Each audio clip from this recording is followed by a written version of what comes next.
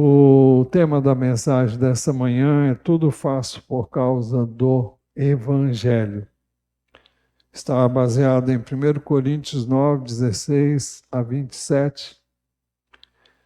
E antes de entrarmos no texto, seria próprio perguntar qual o significado da palavra Evangelho. Evangelho é a tradução ou a transliteração. É uma transliteração do termo hebraico que significa boa nova ou boas novas. E então o evangelho não é outra coisa senão boas novas. E o evangelho sempre é e será uma boa nova. O apóstolo Paulo escreveu muito adequadamente na Epístola aos Romanos, capítulo 1, verso 16, pois não me envergonho do Evangelho, porque é o poder de Deus para a salvação de todo aquele que crê, primeiro do judeu e também do grego. Ninguém é salvo a menos que creia no Evangelho. Creia nas boas novas, e as boas novas é que Cristo morreu pelos nossos pecados, foi sepultado e ressuscitou ao terceiro dia, segundo as Escrituras. Cristo morreu pelos nossos pecados, segundo as Escrituras, foi sepultado e ressuscitou ao terceiro dia, segundo as Escrituras. É isso que diz 1 Coríntios capítulo 15, os versos iniciais. Mas o apóstolo Paulo começa dizendo: se anuncio o evangelho, não tenho de que me gloriar. Ele diz que são duas as razões pelas quais ele não tinha que se gloriar ou achar-se melhor do que quem quer que seja. Ele explica a primeira razão. Pois sobre mim pesa essa obrigação. Eu e você temos a obrigação de comunicar as boas novas que nos encontrou. Eu não canso de agradecer a Deus diariamente porque Ele me encontrou, porque Ele me amou, porque Ele enviou Jesus, porque Jesus foi à cruz por mim, me deu vida. E peço a Ele que me guie às pessoas que Ele quer, às quais Ele quer que eu compartilhe, e me dê oportunidade para isso. Eu tenho uma lista enorme e oro por essas pessoas, muitas delas eu não tenho acesso a elas, mas oro especialmente por 3 pessoas que eu quero ir ao encontro delas o mais rápido possível, antes que elas partam ou antes que eu parta.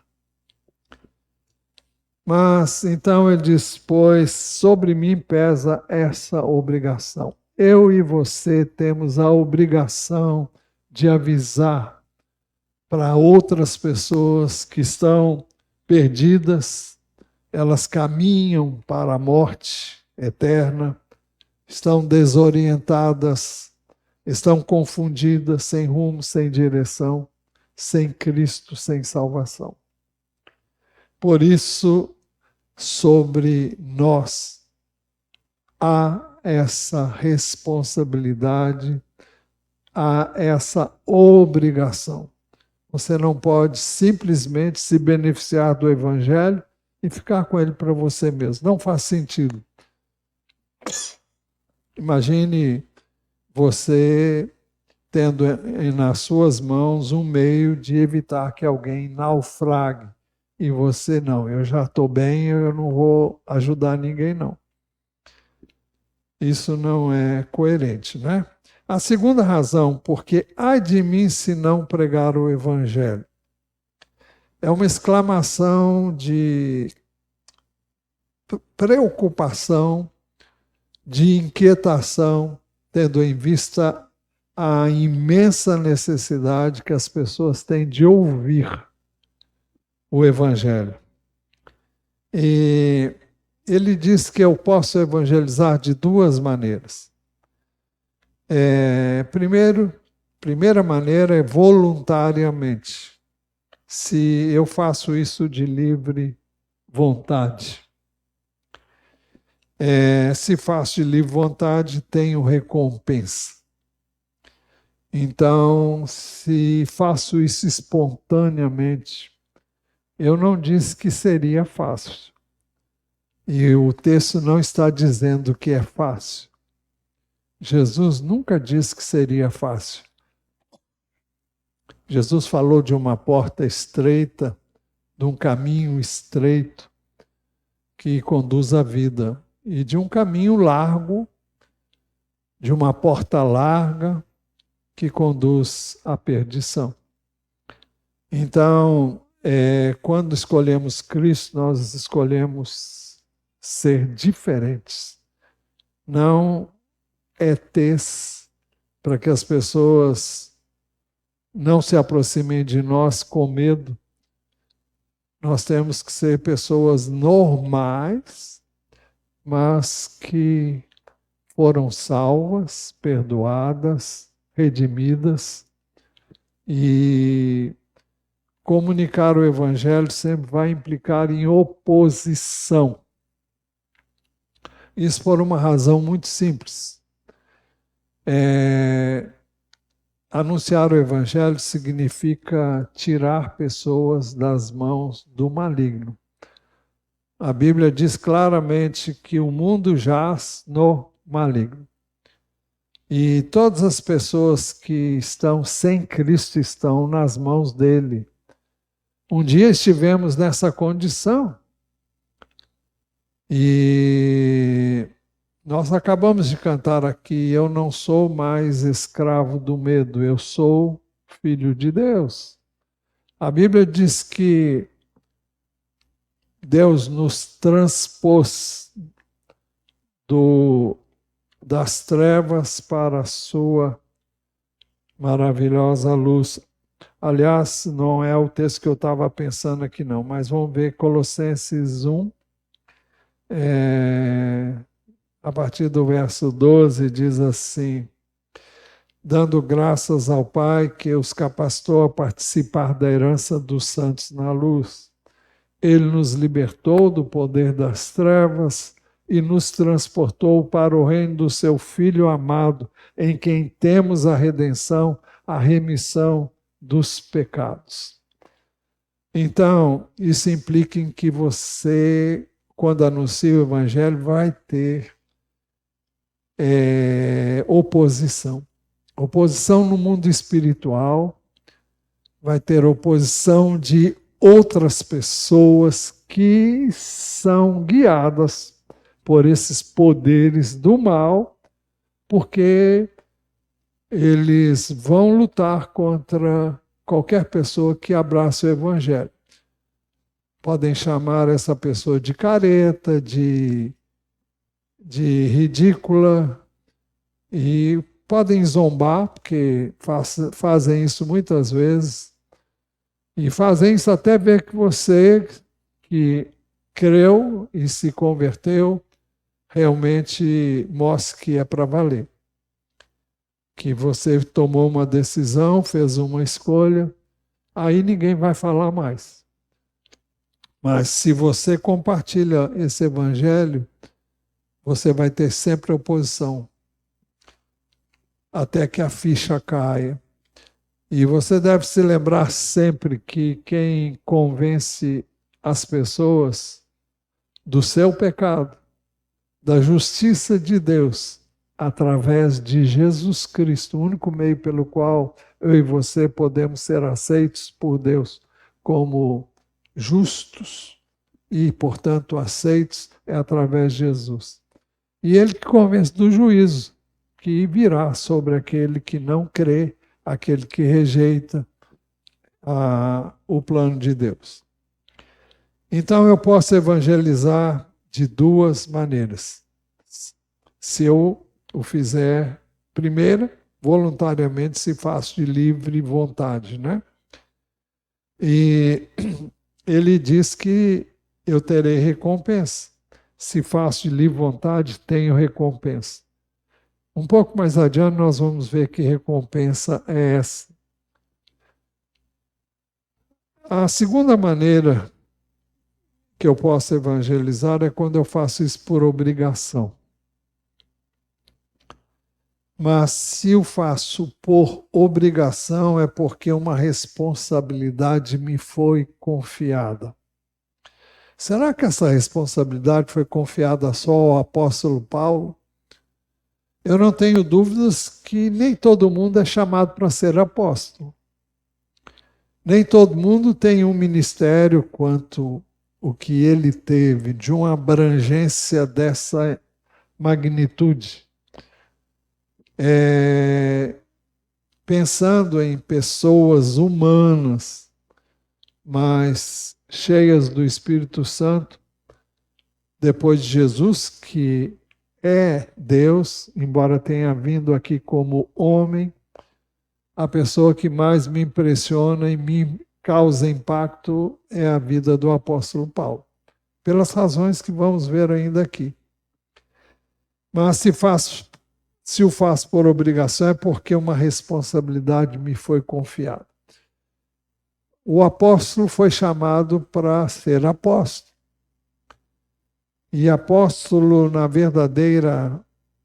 no verdadeiro sentido da palavra, significa aquele que foi enviado em nome de uma pessoa com uma missão.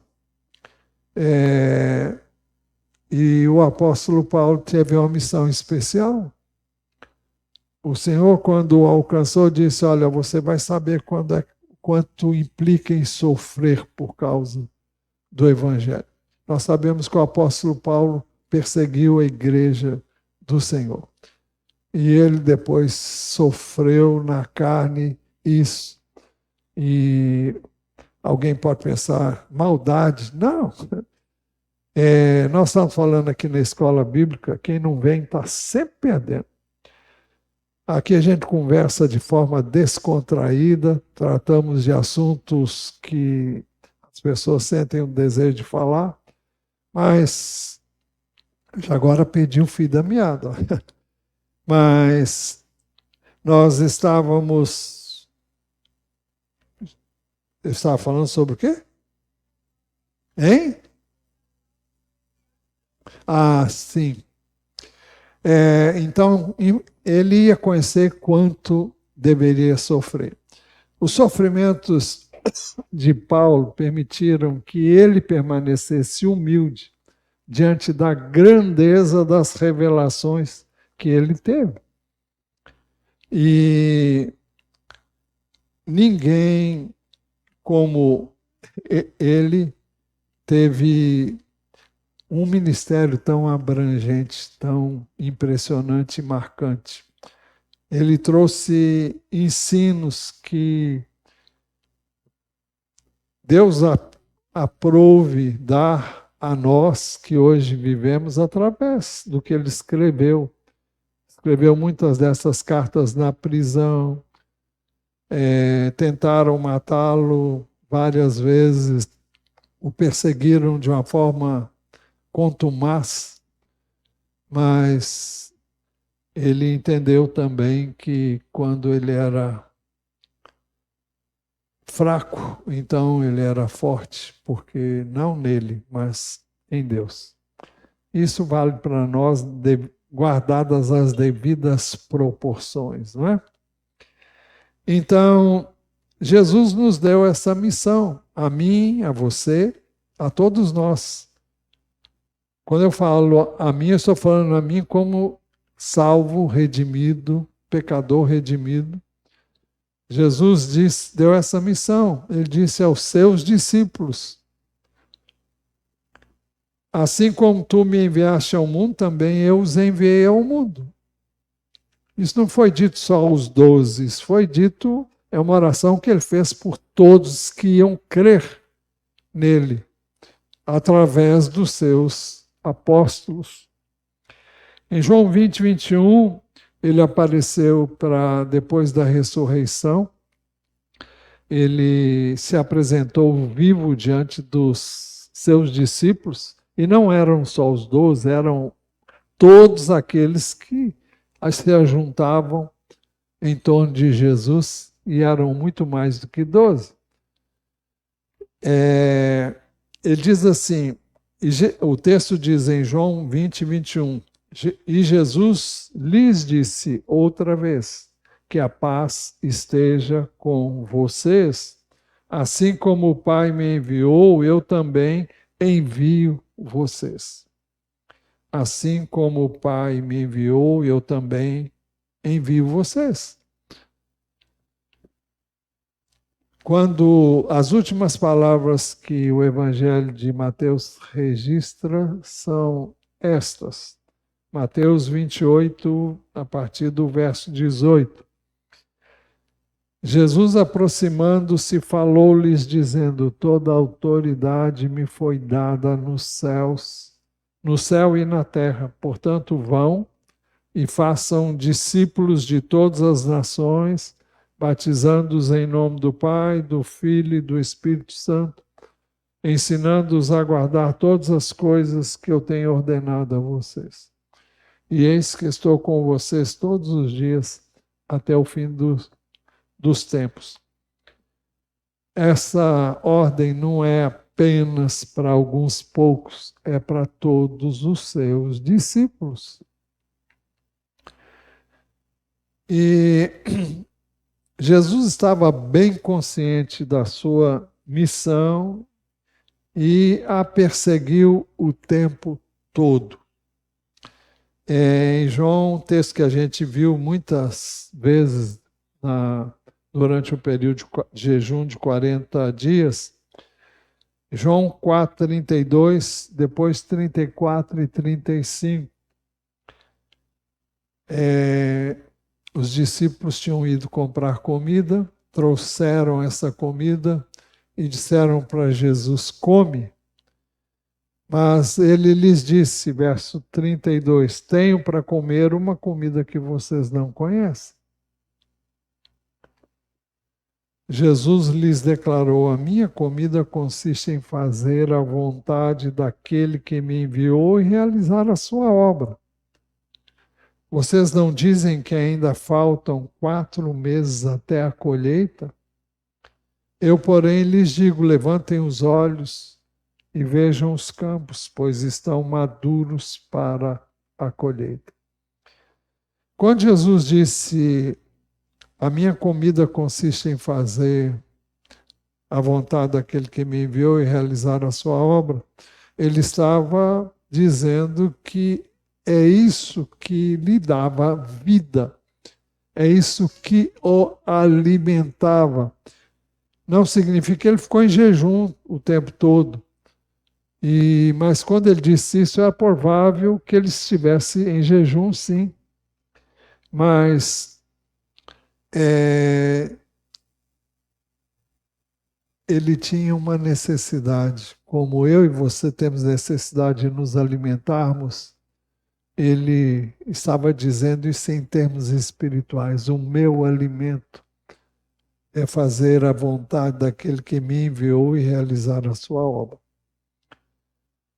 E nós não estamos neste mundo para viver a vida desse mundo. Estamos aqui, trabalhamos, estudamos, mas o nosso propósito, aliás, o propósito de Jesus é que nós sejamos o sal da terra e a luz do mundo. Jesus disse: eu sou a luz do mundo. Mas se ele está em nós, nós nos tornamos a luz de Jesus em nós. E é preciso que as pessoas vejam Jesus em nós. Isso faz com que o evangelho barato não tenha espaço. O evangelho barato fala, basta crer, está tudo bem. Pela graça vocês são salvos por meio da fé. É verdade. Mas lá no final do texto diz assim, pois fostes criados em Cristo Jesus para a prática das boas obras. Nós temos que ter um evangelho coerente com a palavra de Deus e com a vida que Jesus mostrou, que ele viveu. Vamos ver isso melhor depois. Então, ele diz, se o faço por obrigação, é porque uma responsabilidade me foi confiada. Então, ele pergunta no verso 18, nesse caso, qual é a minha recompensa? Ele mostra isso no verso 18 ainda. Ele diz, que anunciando o evangelho, eu o apresente de graça, para não me valer do direito que ele me dá. O direito que ele dá, que o evangelho dá, e Jesus ensinou isso, digno é o trabalhador do seu salário, é o direito de receber esse salário. Agora, o evangelho não pode ser cobrado, e sempre que ele foi, alguém sustentou. Alguém vai dizer, mas ele fazia tendas. Sim, muitas vezes ele fez tendas, mas muitas igrejas participavam do sustento quando ele ia para um campo pioneiro e ele pregava o evangelho e ele tinha que apresentar esse evangelho de graça. Então ele foi sustentado por muitas igrejas, não necessariamente aquela, porque aquela já tinha recebido a palavra, já estava crescendo em maturidade e já entendia que ela tinha que sustentar obreiros. E ele menciona isso de forma bem clara em várias das suas epístolas. E nós temos o registro de Filipenses capítulo 4, que ele fala de alguém que, acho que é Epafrodito, se não me engano, que levou para ele um valor que atendeu às necessidades. E no verso 19, aliás, um pouco antes, ele disse que ele aprendeu a viver contente em toda maneira de viver. Tanto sabia ter bastante como viver na escassez. E por isso que ele diz, tudo posso naquele que me fortalece. E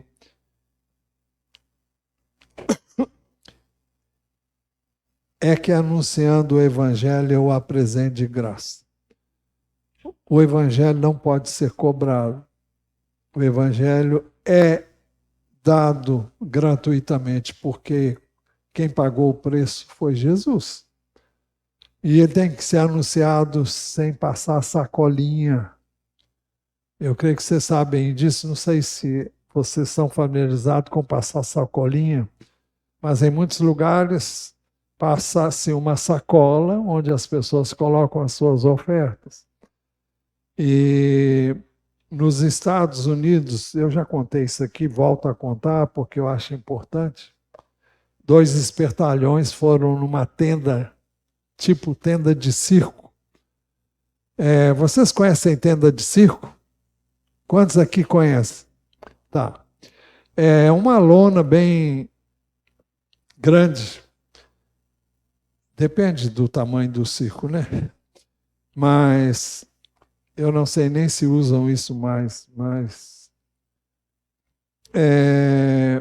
então, 2 espertalhões entraram numa tenda onde tinha um pregador e viram no final da pregação ele passar a sacolinha e recebeu uma oferta para o sustento dele.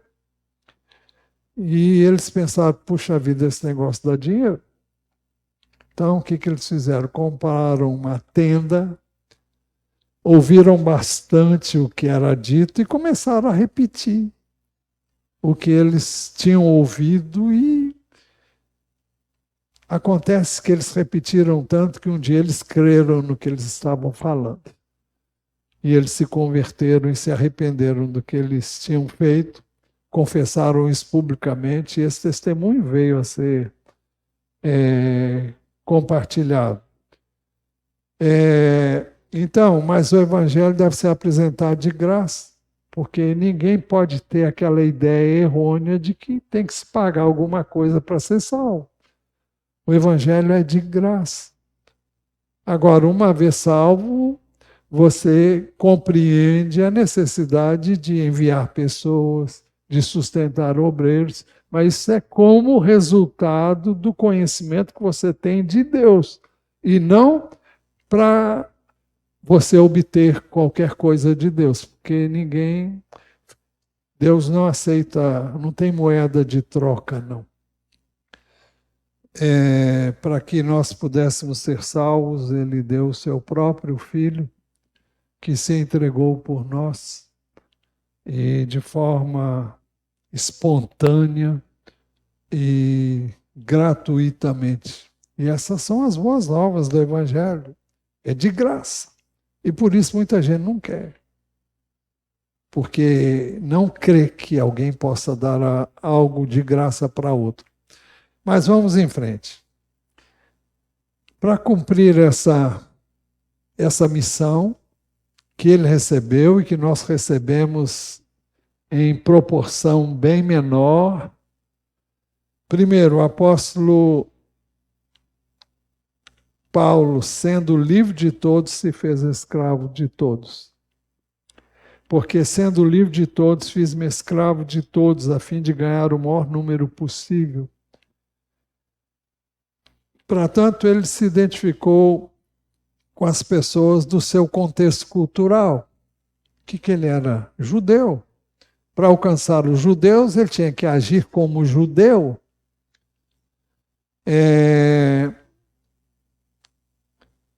O verso 20 diz assim: para com os judeus, fiz-me como judeu.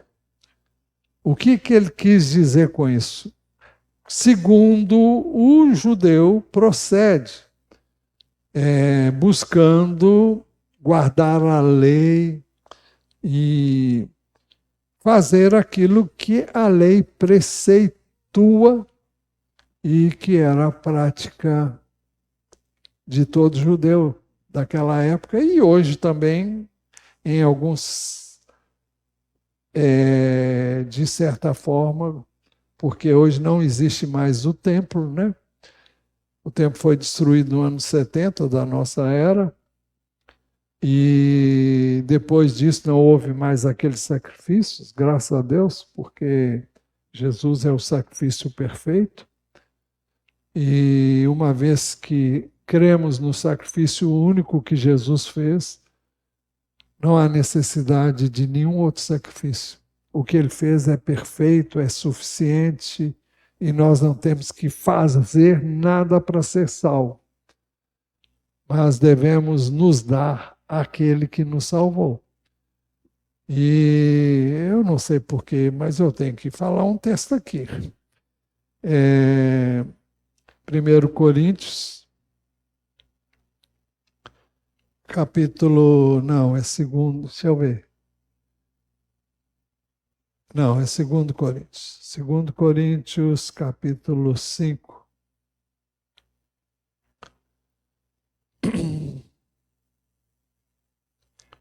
Deixa eu ver lá perto do 13, verso 14. Pois o amor de Cristo nos domina, porque reconhecemos isso. Um morreu por todos, logo todos morreram. É uma referência a Jesus, que morreu por todos, todo aquele que crê nele. E ele morreu por todos para que os que vivem não vivam mais para si mesmos, mas para aquele que por ele morreu e ressuscitou. Então, o evangelho não é um evangelho barato, não é um evangelho de troca.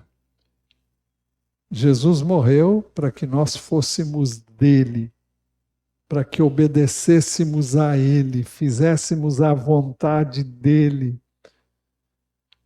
Nós vivemos para ele, por causa dele e para ele. É isso que é o evangelho.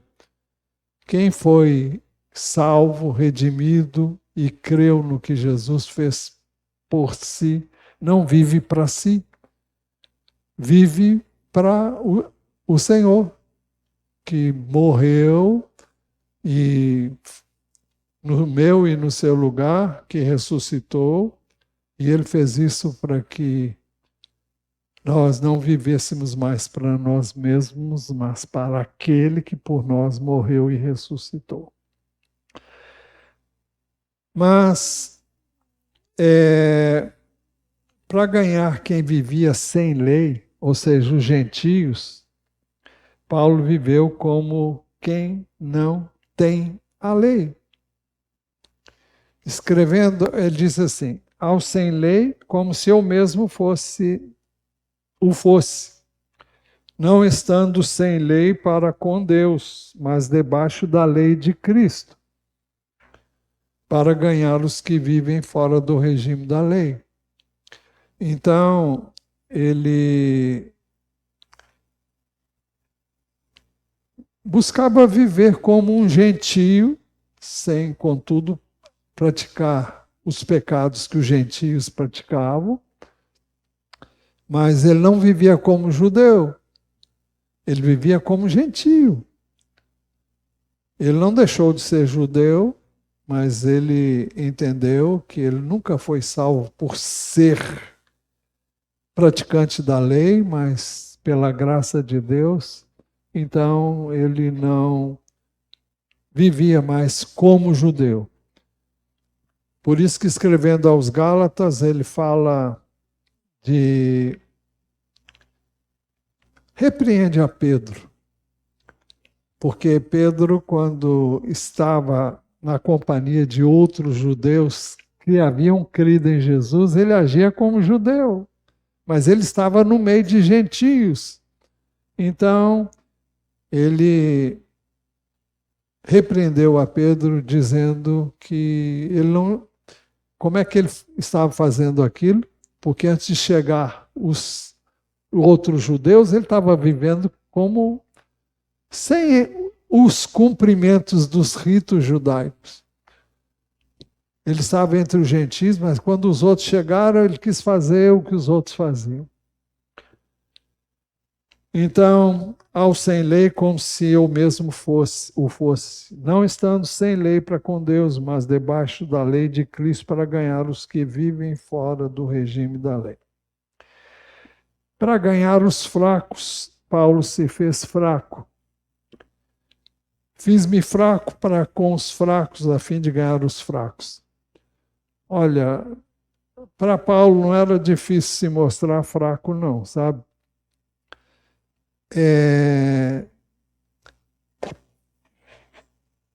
Bom, eu tenho muita coisa para falar, mas tenho que ter cuidado, porque senão eu não termino a mensagem.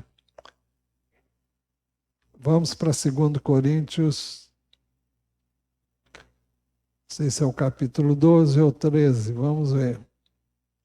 É aqui mesmo.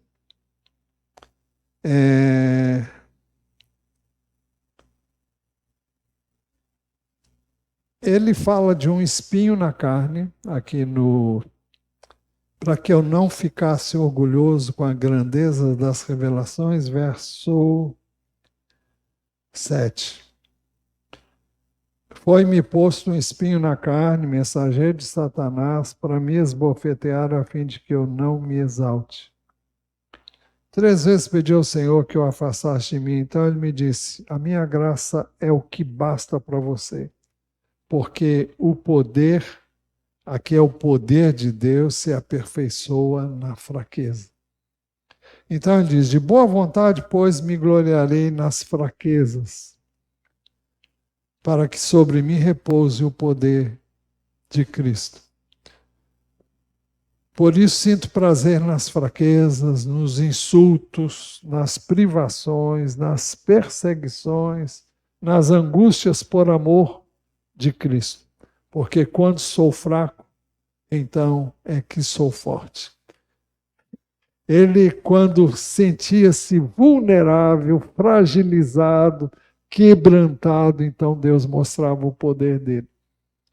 E o poder dele se manifesta sempre em mim, em você, quando eu e você passamos por situações que vão mostrar que eu, como indivíduo, não estou com nada. Eu vou sentir na pele a minha condição de pessoa fraca. Mas o poder de Deus se revela justamente quando eu confesso a Ele a minha fraqueza. Então, ele não tinha que fazer, não era simulação.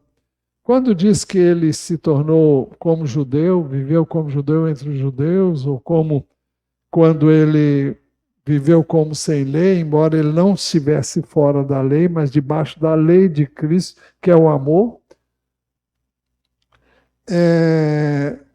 E agora ele fala de ser fraco. Ele não estava fingindo, ele estava agindo como deve fazer todo aquele que quer alcançar alguém que está numa situação. Você não vai chegar lá e se mostrar superior a essa pessoa. Ele não vai querer nada com você. Se você vai falar com uma pessoa que está vivendo uma situação difícil, se você consegue se identificar com ela nessa dor, você vai ter alguém que vai te ouvir. Olha, eu também já vivi isso aí. Eu sei o que é que você está passando.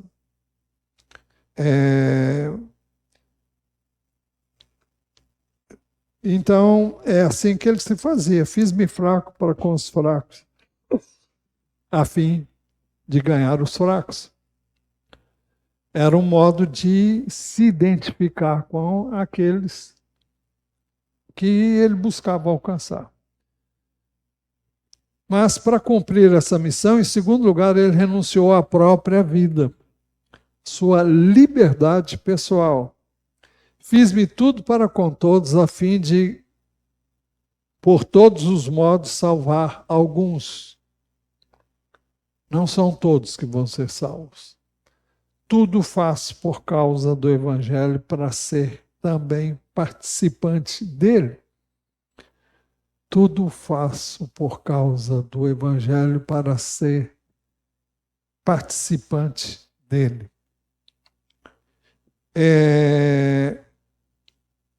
Ele abria mão da sua vontade para poder alcançar o maior número de pessoas. E você não pode servir a Deus de forma plena, a menos que você seja uma pessoa livre em Cristo para fazê-lo. E para isso você precisa abrir mão da sua vida. Você, mais do que ninguém, pode alcançar pessoas que estão ao seu redor. Onde você trabalha, onde você estuda, onde você reside, onde você frequenta. São pessoas que, se você tem contato com essas pessoas, é porque há alguma identidade entre você e essas pessoas. É uma identidade que você tem com elas que eu não tenho, porque é o seu círculo de relacionamento. Então, essas pessoas que estão vendo você, convivendo com você, elas serão mais acessíveis à sua mensagem. É por isso que hoje eu não creio mais em ministério de missionários transculturais. Porque está provado que o o missionário natural da terra, aquele que conhece os costumes, está familiarizado com tudo, ele tem muito mais chance de alcançar o coração dessas pessoas do que um estrangeiro que vem e não sabe nem falar direito a língua do outro, tem uma vida totalmente diferente, tem costumes totalmente diferentes. Agora, eu conheci uma transcultural que foi servir entre os índios. Eu sabia o nome dela, mas não me lembro. Não. A Ruth é o nome dela. Não é a Ruth aqui da igreja, não. É uma outra Ruth. Ela era uma canadense. E ela vivia entre os índios.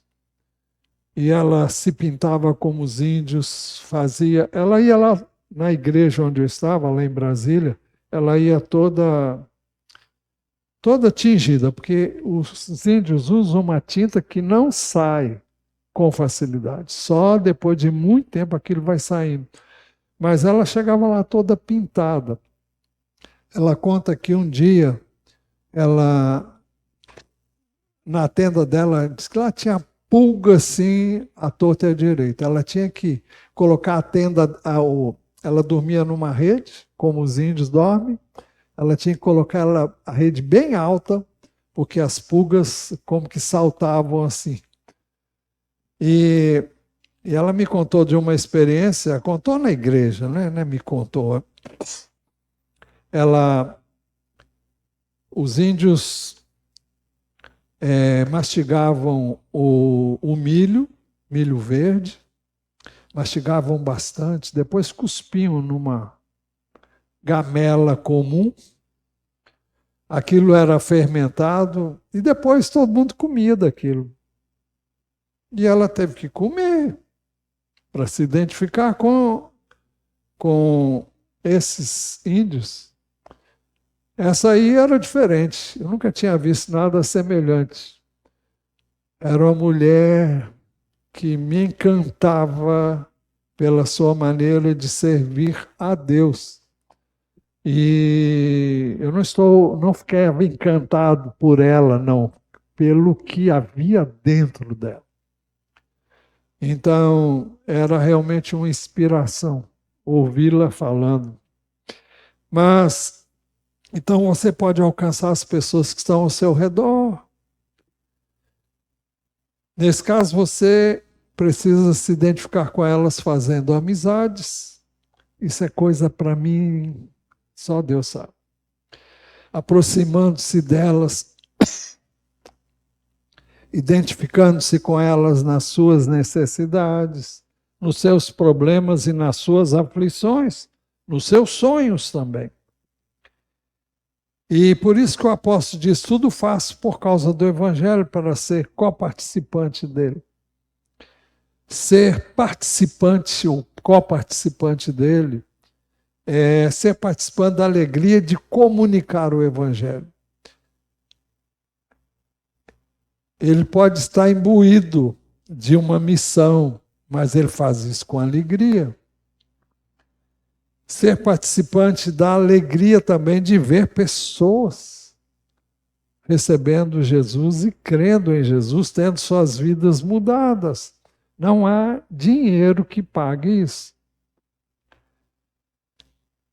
Para cumprir essa missão, em terceiro lugar, ele se empenhou e se dedicou ao máximo. Vocês não sabem que os que correm no estádio, todos na verdade correm, mas um só leva o prêmio? Corram de tal maneira que ganhem o prêmio. Você entra numa corrida é para ganhar, não é só para... entrei para competir. Isso não existe. Ele está falando de uma corrida olímpica. E ninguém participa de Jogos Olímpicos para chegar em último lugar. Ele pode até chegar em último lugar, mas o alvo dele é chegar na frente. Então ele diz: vocês não sabem que os que correm no estádio, todos na verdade correm, mas um só leva o prêmio, então corram de tal maneira que ganhem o prêmio. É preciso que você realmente se empenhe e faça disso um alvo a ser alcançado, né? Para alguém competir nos Jogos Olímpicos, ele diz, deve preparar-se com rigor. Todos nós sabemos disso. As pessoas treinam anos, ou durante 4 anos até chegar aos Jogos Olímpicos, e então elas vão lá para talvez uma corrida, uma luta, algo assim semelhante. Mas isso requer treino rigoroso. E no nosso caso, o que é que se espera de nós? Que tenhamos tempo com Deus. Se queremos ganhar vidas, temos que ter tempo com Deus. Tempo com a sua palavra, tempo de oração, tempo de jejum. É isso que nós aprendemos com Jesus, com o apóstolo Paulo, com as Escrituras do Novo Testamento. Nunca vai ser uma coisa mole. Vai exigir morte do eu. Você vai ter que separar tempo para estar com Deus, para buscar a Deus, para pedir direção a Deus. Eu não estou falando de nenhum exagero, não, cada um na sua condição. É claro que para o apóstolo Paulo isso era algo muito mais intenso, além das perseguições, prisões. Para alguém competir nos Jogos Olímpicos, deve ter também a motivação certa. Todo atleta em tudo se domina, aqueles para alcançar uma coroa corruptível, nós, porém, uma incorruptível. Qual é a motivação que nós temos para... Bom, vamos pensar nessa coroa. Naquele tempo, lá em Corinto, era uma coroa de pinheiro. Em Atenas era uma coroa de oliveira. E em Delfos, uma coroa de louros. Então, era algo que punha na cabeça da pessoa, ganhou o prêmio, era medalha. Hoje nós temos medalha de ouro, de prata, de ouro, bronze, prata, acho que é só, né? Mas as pessoas fazem tudo para ganhar essa medalha. O que nos motiva a alcançar uma coroa incorruptível, porque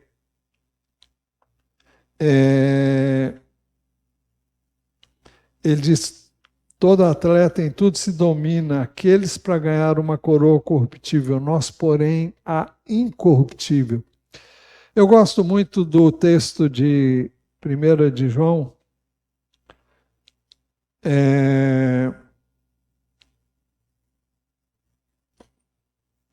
1 de João... Deixa eu ver onde eu...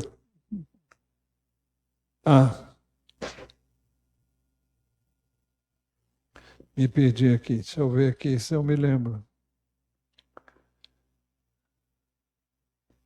Lembrei. 1 de João, capítulo 3. O texto começa dizendo: vejam que grande amor o Pai nos tem concedido, a ponto de sermos chamados filhos de Deus. E de fato somos filhos de Deus. Por essa razão o mundo não nos conhece, porque não o conheceu. Amados, agora somos filhos de Deus, mas ainda não se manifestou o que haveremos de ser. Sabemos que quando Ele, Jesus, se manifestar, seremos semelhantes a Ele, porque haveremos de vê-lo como Ele é. E todo que tem essa esperança se purifica a si mesmo, assim como Ele é puro. E aqui nós temos O que eu e você temos que buscar viver? Uma vida de santidade.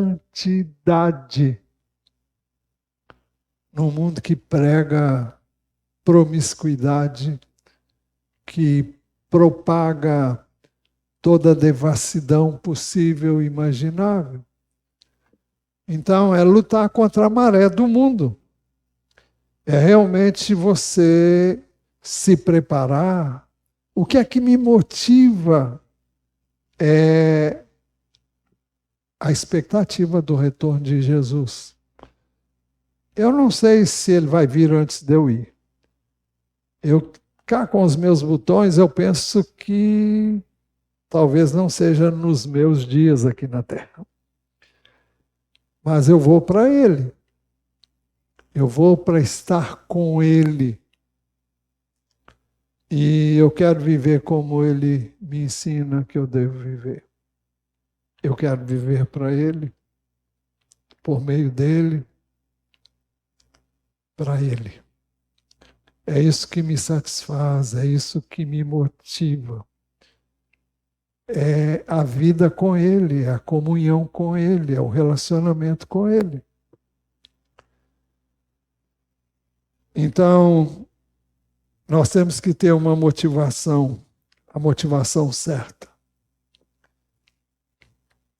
Em quarto lugar, Paulo tinha alvos bem definidos e buscava alcançá-los. Assim corro também eu, não sem meta, assim.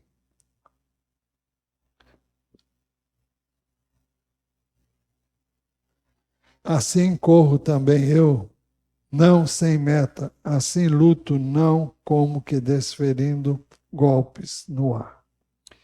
Quem é que eu quero alcançar? Como eu pretendo alcançar e como eu vou alcançar? É importante que você tenha pessoas que você tenha como alvo, que você quer alcançar. Jesus disse com relação a... Vocês não dizem que ainda faltam 4 meses para a colheita, eu, porém, digo a vocês, levantem os olhos e vejam os campos, pois já estão brancos para a colheita. Eu tenho que procurar identificar pessoas que estão sensíveis. E quem me faz saber isso é Deus. Então eu preciso pedir que Ele me faça saber quem são as pessoas que Ele sabe são mais susceptíveis e mais sensíveis para poder ouvir o Evangelho. E também no seu relacionamento com as pessoas você vai sentir. E vai saber por quem você deve orar e pedir que Deus prepare esses encontros.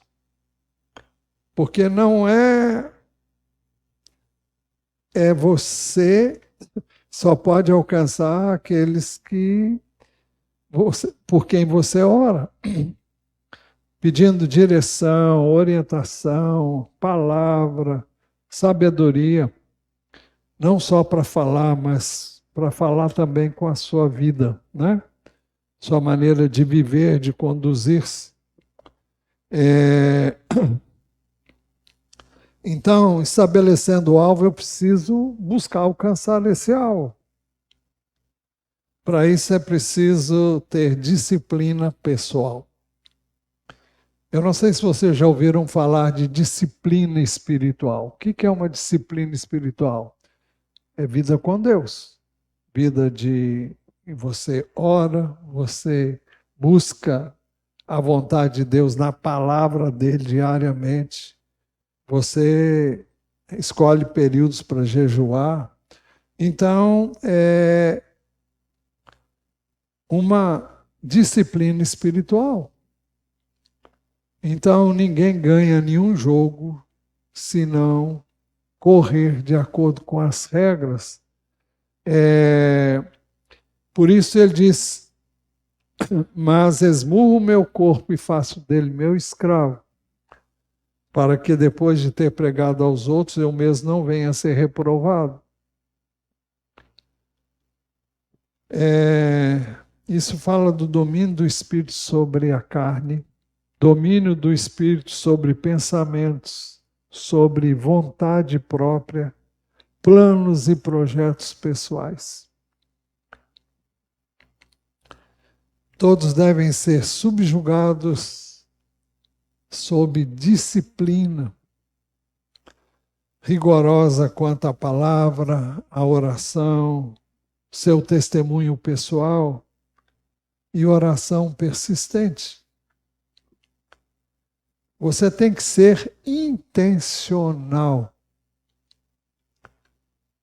E você tem que perseguir esse alvo na dependência do Espírito de Deus. E para cumprir essa missão, em quinto lugar, o Evangelho teve a sua correspondência no apóstolo e deve ter em nós. Mas esmurro meu corpo e faço dele meu escravo, para que depois de ter pregado a outros, eu mesmo não venha a ser reprovado. O Evangelho deve ser visto em nós.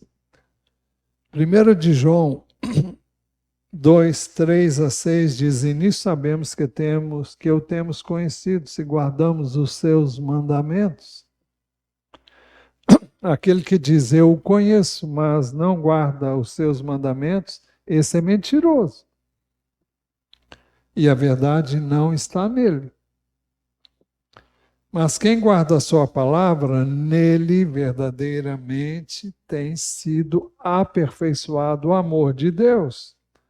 Nisso sabemos que estamos nele. Quem diz que permanece nele, deve andar assim como ele andou. Quem diz que permanece nele, deve andar assim como ele andou. Esse deve ser o meu alvo a ser alcançado em mim mesmo. Isso implica em disciplina espiritual. Eu repito, palavra, oração, jejum se necessário, ou quando Deus me dirigir a fazê-lo. Então, o Evangelho é compromisso, é vida com Deus. O resto tudo é resto. É vida com Deus, é vida com a sua palavra, vida de oração, jejum, busca da presença dele. Conclusão. Talvez você diga, o apóstolo Paulo não é exemplo para mim. Ele estava num nível inalcançável. Mas veja o que ele diz, Filipenses 4, 8 e 9. Eu me deparei com esse texto no verso 9. O 8 eu já decorei também o 9. Ele diz assim, finalmente, irmãos, tudo que é verdadeiro, tudo que é respeitável, tudo que é justo, tudo que é puro, tudo que é amável, tudo que é de boa fama, se alguma virtude há e se algum louvor existe, seja isso que ocupe o pensamento de vocês. O que também aprenderam, receberam e ouviram de mim, e o que viram em mim, isso ponham em prática. E o Deus da paz estará com vocês. Olha, eu fico impressionado. Ele diz, o que vocês aprenderam, receberam, ouviram e viram em mim, isso ponham em prática, e o Deus da paz estará com vocês. Você já viu alguém ter a coragem de dizer isso? Eu estou dizendo aqui que é o que ele disse. 1 Coríntios 4,16, ele diz assim, portanto, eu peço a vocês que sejam meus imitadores. Eu tremo nas bases, tá? 1 Coríntios 11:1. Sejam meus imitadores como eu sou de Cristo. Ele sabia que devia imitar a Cristo. Nós vimos o texto do apóstolo João, aquele que diz que o conhece deve andar assim como ele andou. E agora ele diz: sejam meus imitadores como eu sou de Cristo.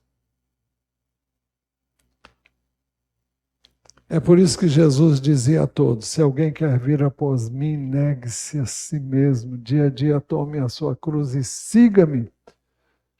Pois quem quiser salvar a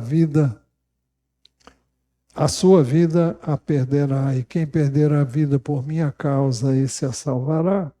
De que adianta uma pessoa ganhar o mundo inteiro se vier a perder-se ou causar dano a si mesma? Pois quem se envergonhar de mim, das minhas palavras, dele se envergonhará o Filho do Homem quando vier na sua glória e na glória do Pai e dos santos anjos. Então não podemos nos esquivar dessa missão. Precisamos ter uma experiência especial com Deus para falarmos de Jesus para as pessoas que nos rodeiam. Não precisamos ter uma visitação especial de Deus. Eu queria deixar aqui o primeiro verso. Se anuncio o Evangelho, não tenho de que me gloriar, pois sobre mim pesa essa obrigação, porque ai de mim se não pregar o Evangelho. Que todos nós tenhamos essa mesma visão e possamos realmente fazer o que somos chamados a fazer.